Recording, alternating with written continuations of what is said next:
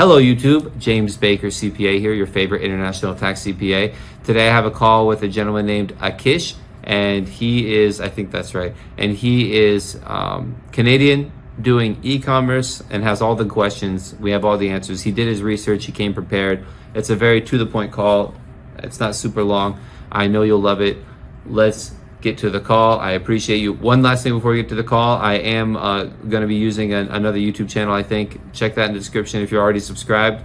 Subscribe to me on that channel too. It's going to be the same style content, maybe a little more polished as I get better at this stuff. But that's it. I appreciate you guys. Let's go to the call. Hello, Mr. Akash. Good morning. Thanks for waiting for me. Hey, James. Good morning to you as well. Yeah, no problem. So, let's get rolling. Where are you calling from today? Hey, yeah, absolutely. Yeah, I won't take too much of your time today. So I'm a Canadian citizen, and I have been dropshipping on eBay USA for roughly a year now. Throughout the year, I've gained enough knowledge to have the confidence to sort of move into make this a bigger opportunity for myself. So what I've done is on December of last year, I opened a single member LLC based out of Wyoming. The reason I did this is because I was noticing a lot of fees and a lot of charges being an international seller that was, I guess, eating into some of my profits. So I decided to go to the LLC route. So my first question for you is, I've watched a lot of your videos, so appreciate you for that. I actually filed the form 5472 prior to the April 15th date with the IRS with the pro forma as well. Great. It's now almost July. I haven't heard anything back from the IRS. Is that a good sign? Is that a sign to be concerned about? The IRS doesn't. They don't respond. They just receive it and that's it. I see. Okay, so no sign is a good sign, I guess. Yeah, sure. Yeah, they don't. For most tax filings, you send it out, and if you don't owe any money, they're never going to say anything. They don't send confirmation. There's nothing there. You know, you just keep your fax confirmation or your mailing confirmation, and keep that for your records. But the IRS isn't going to confirm, and that drives a lot of my clients crazy because they are used to that and they want to know that it's good and they got confirmation, but the IRS just doesn't have the resources to do that. Especially, so if you're doing other forms you can file electronically, you can have confirmation that it was accepted by the IRS, like they received it. Right. But for paper and fax filings, they have no like automatic way to confirm that it was processed. I see. Okay, that's good to hear. I haven't done any business through the LLC yet. All I did was just put in that the incorporation expenses and all that. Yeah. So I just assumed that it should be okay. I did hire an accountant through Upworks to help me with that. So I'm hoping that it won't be an issue. Okay. My next question is regarding the engaged in trader business in the U.S. I've done a lot of research on this, and obviously I understand if I don't have a dependent agent or an office in the U.S., then as a foreign-owned single member LLC, I'm not owing any taxes yearly. Yeah, correct. This is just some information that I saw from doing some of my research online. I've read, I'm not sure if this is credible or not, I've read that if your supplier is also from the U.S., there is a chance that you might be liable for taxes if I'm not supplying from China or internationally. Is that the case? Well, if you don't know, that might make a U.S. source income, but it doesn't mean you have a U.S. trader business. It's only if you, for example, if you have control of the inventory while it's there. But if they're basically you're basically doing marketing services. It sounds like you're selling their product for them. You're doing marketing services. Correct. Ostensibly, yeah. So that's kind of the idea. I have some clients in kind of gray area situations like that as well. But the understanding with the IRS and how they've been enforcing this stuff is that that wouldn't be a U.S. trader business still. That's still like kind of the understanding there. Awesome. Good to hear. I also just recently got my EIN and I applied for a seller's account with Amazon. During that application, they had a interview done, which I found out was essentially just filling out the W-8 Ben form. Yeah. So in that form, it says that you are potentially liable to 30% tax received from the U.S., and there's a list of types of incomes that's potentially taxable. So does this conflict with the EDBUS? This is where I got a little bit concerned, because when I filled out that form, I was filling out a W-8 Ben, so I'm filling out essentially my personal information here because I am the owner of the LLC. Just wanted to get some clarification on there, because there's a list of incomes there, like interest, dividends, rents, royalties. Yeah. Does what I'm doing here, does that fall under any of that? No, the closest thing would be royalties. If you're getting, if you're selling books on Amazon, they'll withhold taxes. If you're just selling products, then it's not a royalty. And yeah, those are the list. It's a short list of things that are withholdable when a U.S. person is paying a non-resident. And it's like the biggest one in most of my client situations would be royalties for books. And now with YouTube sellers, royalties on IP, I guess. Like no on the where your viewers are based, on your ad revenue based on your viewership. So if you have US viewers and that's where you're generating your ad revenue from, they'll withhold a portion of that revenue. I see. So quick question, when I withdraw money from the business bank account over to my personal bank account, what type of income is that considered by the IRS? Or what is that considered? Is that a dividend? Is that a... It's a dividend, but it's a non-taxable dividend. I mean, it's a non-dividend distribution. That's what it's called, a non-dividend distribution. It's from your single member LLC. If you have the only time it's a dividend if it comes from a corporation and it's after taxes. I see. So it's just a distribution, or you can say it's commissions, or you can say it's consulting income, or whatever you want to say. It's like consulting or distributions. It can be either or. I see. Okay. My next question is that I've discussed my business with my CPAs here in Canada, and what they're suggesting that I do, whether it's now or in the future, is open a corporation here in Canada and then change the ownership of my single member LLC from myself to my corporation, just because the tax filing purposes, it's cheaper for corporate tax here in Canada to have the business owned by a company. Am I able to change the ownership of the LLC, single member, to a company? Yeah, that's really easy. I mean, I hope they explained it all. So the corporation would pay less taxes, but then you pay dividend taxes when it goes to you. So you still have double taxation. A lot of my clients are young guys making a lot of money on e-commerce, and they don't need that much money for their lifestyle. They live simple. They pay themselves like 80 grand a year. No, probably.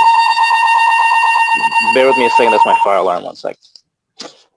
It's just a test. Ma'am, attention please, ma'am, attention please.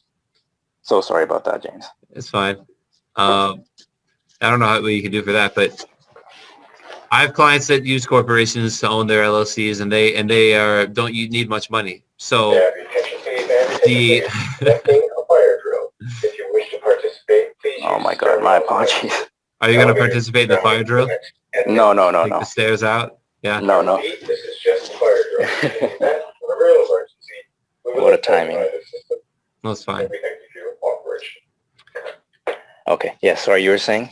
So yeah, you still have double tax issues. You'll pay less taxes up front, but you still have to, in order to use the money personally, you'll have to distribute it and pay taxes on dividend income and do it that way. But if they're active and doing the planning for you, then yeah, do it like that. They should be explaining that all to you. Got it. For the IRS purposes, let's say I do proceed with this and I open a corporation here. How does that change, I guess, how I record my sales taxes or my income? I think it's all the same. It's all the same way. Okay. All right. That's it. So, okay, then my next question here would be is I'm working with multiple suppliers right now. Mhm. I had been doing this prior to opening the LLC. What they're asking me to do is potentially get tax exempt in the states that they have their warehouses. Well, they want you to get a resale certificate. Correct. And I've started that process already. And some of the states are sending me the confirmation letters, but they're also sending me a tax return, sales tax return papers.